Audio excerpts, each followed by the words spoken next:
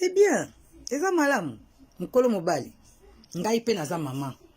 Naza mwasi pe nakacha foyer lokola bino. Na ngisi ko to kabole loko eza capital. Ce qui m'étonne, na bana basi o babonde la kabakoti na kati makambo yango. Ke mobali ya mutavandi ayebani c'est bien. Sikoyo. Eloko nini oyo yo kosala po mobali yango atikala na ndaku tango confinement kosila. Tango confinement ekosila. Eloko nini oyo yo mama okosala. Siko yango nde makambo nga na ye pona sola na ba mama. Eza makambo nga siko na ye poto kabula ngai na bino. Ba mama bobongama. To bongama to solola. Entre bana basi na nkolo. Bandeko. Eza na eloko evandisaka mobali na ndaku. Mibali nde bavai na ndaku boye. To kanisa te bavandi. Avandi te po alingi yo mingi. To avandi te po azobanga yo. Avandi po eta esengi ke abima te. Po makambo toza nango esengi ke mobali abima te ava na ndaku. Sikoyo ngai ndeko na bino na ye to solola. Po to yeba nini oyo kosala lokola mama. Tango confinement oyo ekosila. Mobali wana atikala. Akoma na posa wana ki akendaka ne lisu libanda ngote. Makambo esalaka ke evandisa mibali na ndaku. Ko afanda. Po makambo wana esalaka ke evandisa mibali na ndaku. Kaka le contraire ya makambo wana esalaka ke mibali babima. Akendaka ne kotambola. Po na ndaku moto. Yango siko na lingi nde to partager nga na bino. Eza mabe te tango bato bazoloba ke Yesu akozonga. Yesu akozonga, c'est sûr. Mais ça, c'est pas encore le moment. Parce que Jésus-Christ, il avait dit, pour ce qui concerne les temps et les moments, ni lui, ni les anges, juste le Père qui en sait. Papa nda ebi mukula koloba na ekita. Mais yango tende mama likambwa lelo. Mama likambwa lelo, ngande kona bino no bito kabola. Eza na biloko yo evandisaka mobali na ndaku. Oyo esalaka ke mobali alinga mwasi. Oyo esalaka ke mobali atabimi lelo ake musala. Aza na posa zonga mbanga kutana molongani na ye. Mama, tozo sepela to bavai na ndaku. Tango confinement kosila. Osi ete ba stratégie ko vandisa na ndaku. Yango siko na lito kabola na bino. Mobali eloko evandisaka na ndaku ya liboso, c'est la politesse. Ya mibale. À part dans nos prières, pour tous les makambo yo, il y a vie à couple boy. Couple est à la spiritualité, couple est à la physique. Tous les bilans de makambo est à physique, il y a libala. Na boy bat memango, azolo bela makambo ah tous les mambo libala. Libala est à la physique, est à la charnel, est à la spiritualité. Et loko est à la kemobali vanda nandaku. Il y a liboso, c'est la politesse.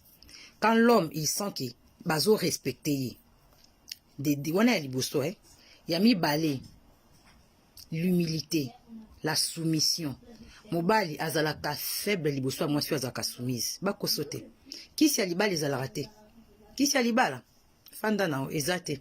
Qui si alibali za soumission, respect, bolingo, komi kitisa, la considération. Mobali wana a se sentir kaza considéré et pas ya molonga ni nae. Mama, tant toza ko beta tolwa wa tobi confinement mobali ayebani. Est-ce que mobali yango tango bakambo ekosila akofanda? Sikoyo kota na ba stratégie oyo tozo solola lelo.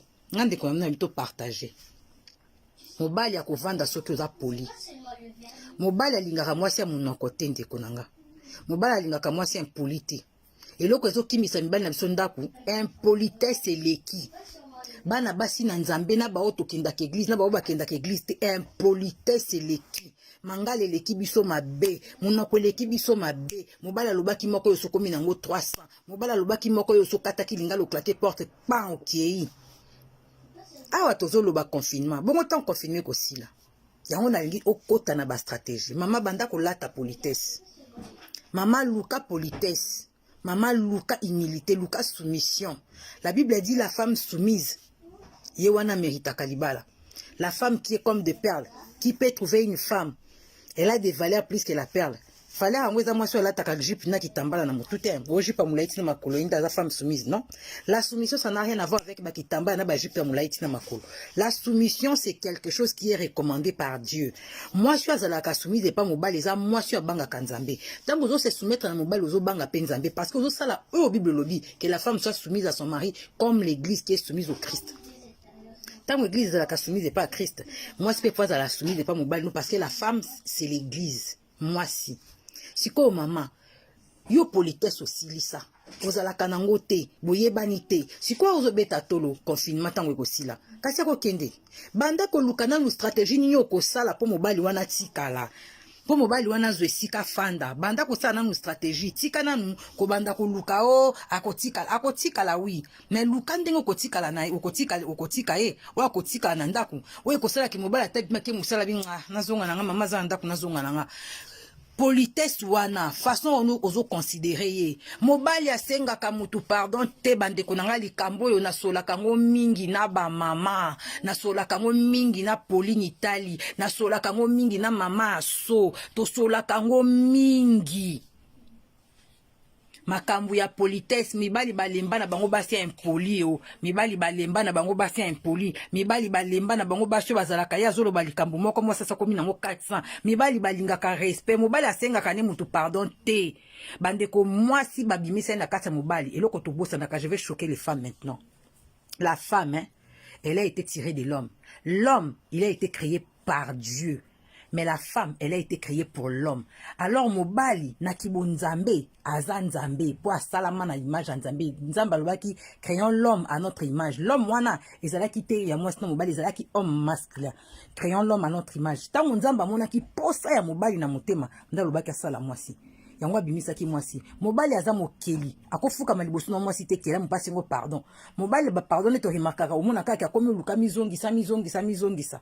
Pour au moins na kaomi kitisa mais yo zela fuka masengo pardon mobali aza créateur akosengo pardon te yo mokeli yo ekela mo je suis désolé yango wane lokonga na zolinga na senga ba mama politesse respect bande ko basi na poto to silisa respect na mibali makambole kaka na couple na yo partout basi ba yeba na ba cousine batikala na fin fois kisasa kuna na kisenso soki bebeli yo ana poto bengi bango mbangu makambo nyonso to couple na yo koma libanda mama. Tango sko boko bongisi ko kasone ko yebisa bango ke bongisi bayini mobali no bayini famille na yo bayini famille mobali na yo pona nani pona yo moko posanga discrétion mama to luka biloko e ko bongisa libala eza politesse eza soumission ezali discrétion ezali ko respecter mobali donc à se sentir kaza na milieu na ye mukoloni nan to sola no makambo mukoloni zo sala mobali na ata cadeau mama mukoni osala mobali ata cadeau ata ya parfum ata ya débarder apamba ata ya boxer nga asambela ka mobali loko te mukola ko kuta bisika basala ke cadeau akokende tozo wela ka ke confinement tikali yo osali dani ni po etikali ezali kamunde ya présomption awa ezali kambu ya ke DLC au conserver au sali déjà nini peut conserver ezali kamba conservation au conserver na nini makamuni zo sala ke conserver ata lelo confinement ici là baso akiabi ata kutana mwasi mwanje hadi ndabi mama va non nana mwasi na wana ndako eloko esala ka mobala zala ka faible liboso mwasi azala ka poli mobala senga ka pardon te mama senga pardon toza na raison wana na raison ebizo ke pena na raison mais tellement zaka mobala zaka kosala ki mobali na ye senga ka pardon mobali nyonso azalaka faible liboso mwasi azalaka na humilité mwasi azalaka na soumission mobali to azalaka faible mwasi azalaka poli ya respectaka ye mobali to azalaka faible mobali aza mwana linga ba choyer ye balinga ye tango se sentir aza aimé arobando tikala ata kasa pona nature mobali ko ata lingo mingi akolakisa yo te akobanga lakisa po koma ovimba mutu ti soki mwasi anga sambela kata ko vimba mutu alors na bomoto mobali akolakisa ngo te yango nga na lingi bande kwa basi oleto lobaka mobali yango akei mobali yango atikali aza ya ngai la salande latande bibundeli we ekoluka ye akende te ata konfirme esili aza na posa ovandaka na yo latande bibundeli ekosala ke aza na posa avandaka na yo zala mwasi ya respect zala mwasi ya politesse zala mwasi oyo aza na discrétion makambo couple mesukaka na ndako na bino zala nde na politesse monoko gileti bamama monoko gilete le kombaka lingala kiabu lingala ko kata même na rideau kiam lingala ko pasola sani pum nyonso to na pona nini pona poto toza na poto tozonga na pena mamba bokoko na biso ndenga na zabu ngo pasta mona papa na mukolo moko takota na cuisine lamba papa na Gabriel take kufa yebi atande balamba kate o uti no pe musala ko namona ngo souvent na ba train outi pe musande to utam somo ndo benga mbali nasi ndingo tikala kiwana osisi ko basani pona na fatigué wa courageuse maman mobali wana to tinda siko basani ana aza mwana musala aza femme de ménage na yo mama to banga makambu to banga nzambe mundele copine ngai m'a dit que son mari fait la vaisselle copine ngo aza mundele mobali aza mundele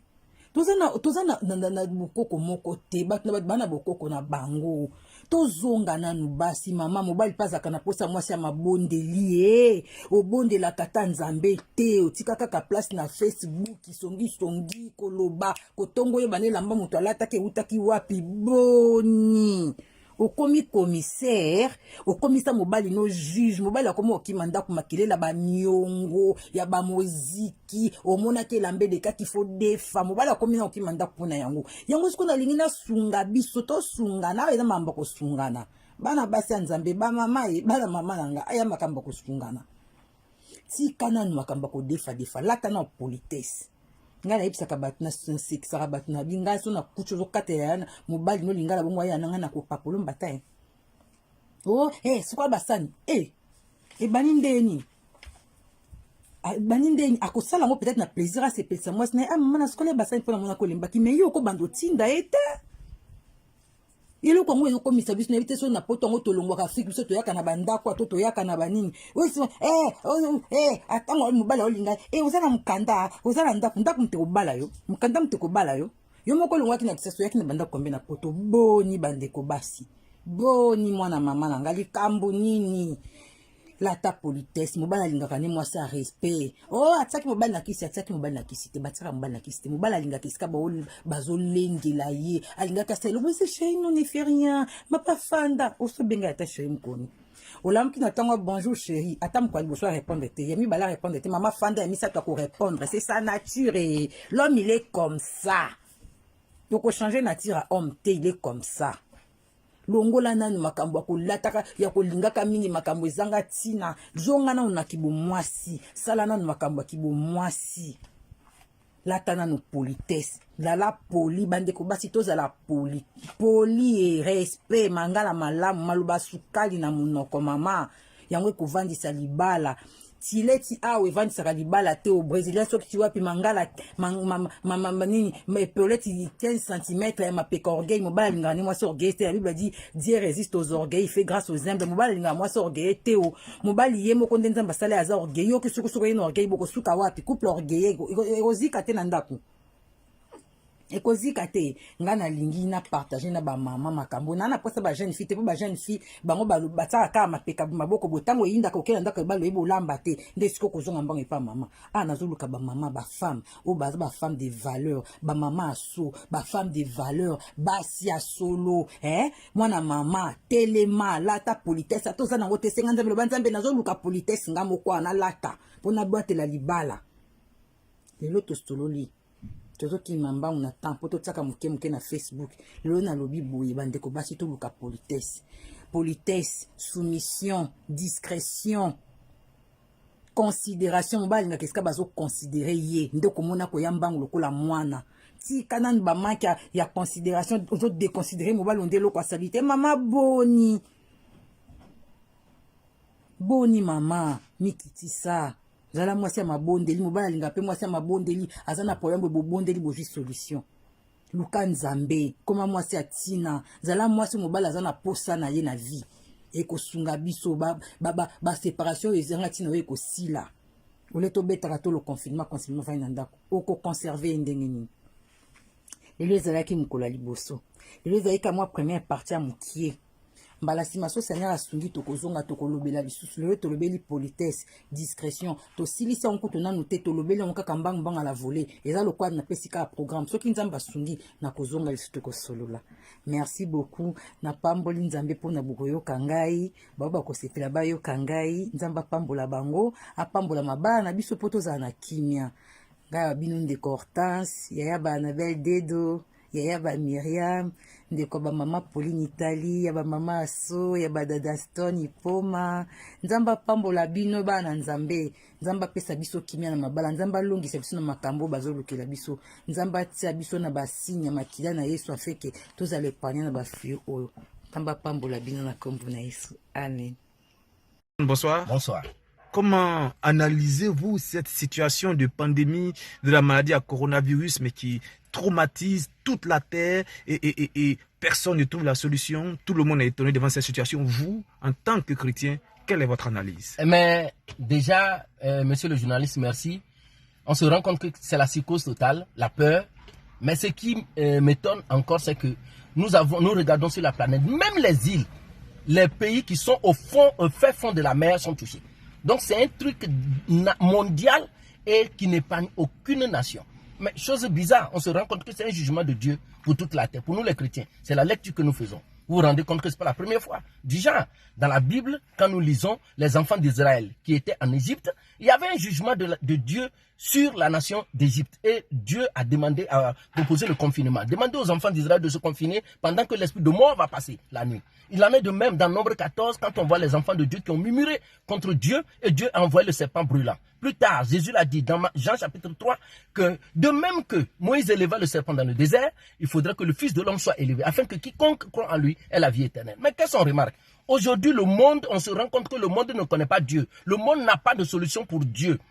On cite les consignes sanitaires, les consignes barrières, entre autres, lavage régulièrement des mains, entre autres, tousser dans le creux de son bras, ou encore se cacher le nez et tout ça. Mais jamais on a vu dans une chaîne de télévision, on propose la prière. Le monde ne connaît pas Dieu.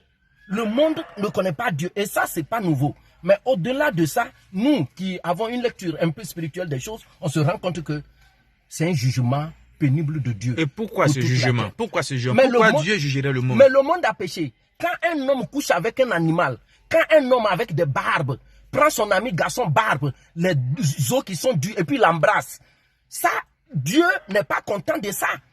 Quand le monde entier encourage comment on appelle, la pédophilie, encourage l'homosexualité et décourage la polygamie, vous voyez, le monde entier, le blanc a réussi à nous dire que la polygamie est mauvaise, mais la pédophilie est bien. Le blanc a réussi à nous dire que la polygamie est une très mauvaise chose. Faire beaucoup d'enfants, ce n'est pas bon. Mais un animal qui couche avec un homme, ça c'est bon. Et nous, on accepte ça. Il y a un temps pour Dieu qui jugera toute la terre. Mais regardez, faites cette analyse-là. Le blanc arrive à découper l'homme. Il regarde dans son ventre. Il soigne l'homme dans tout son ventre. Il ferme et l'homme vit. Le blanc enlève le cœur de l'homme, il dépose à côté. Il finit de soigner le cœur, il replace dans la cage thoracique et l'homme vit. Mais médicament, juste pour quelqu'un qui tousse, quelqu'un qui a la fièvre, on appelle ça chez nous, quelqu'un qui tousse, blanc n'a pas ces médicaments-là. Vous ne voyez pas que c'est un jugement de Dieu. Blanc qui crée avion, médicament de quelqu'un qui a la fièvre, qui n'arrive pas à respirer et qui a blanc n'a pas médicament là. Dieu juge la terre. Mais je suis convaincu que tous les enfants de Dieu seront épargnés. Vous n'allez jamais entendre qu'un enfant de Dieu est infecté, soit infecté. Encore un vrai enfant de Dieu. Et les chrétiens qui sont infectés alors? C'est ce que j'ai dit, un vrai enfant de Dieu. Vous voyez, les chrétiens qui seront infectés seront guéris. Regardez bien, seront guéris. C'est l'année de même. Ça a été comme ça dans toute la Bible, ça a été comme ça. Même quand le jugement de Dieu vient, les enfants de Dieu qui sont touchés par ce jugement sont automatiquement sauvés parce qu'ils regardent à la croix. Merci, M. Larson.